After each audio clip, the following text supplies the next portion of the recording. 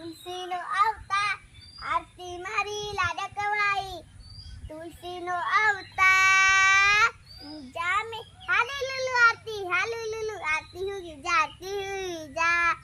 જા મિત્ર એક તમને મસ્ત પ્રશ્ન પૂછું અને તમાર કોમેન્ટમાં લખવાનું જો આરતી હે ને રમસ નેની ઢીંગલી એટલે નેની બે જો આરતી કોને જેવી દેખાય છે પપ્પા જેવી દેખાય નકર દાદી જેવી નકર મમ્મી જેવી। અને હા મિત્રો, આજે સાક્ષીએ નક્કી કર્યું છે કે આપણે મિત્રોને પૂછી જોઈએ કે આપણા આરતીબેન કોના જેવા દેખાય છે। તો મિત્રો તમે નક્કી કરો કે આરતી કોના જેવા દેખાય છે। આ સાક્ષીએ કહ્યું તમને, જો આ છે અમારો આરતીબેન।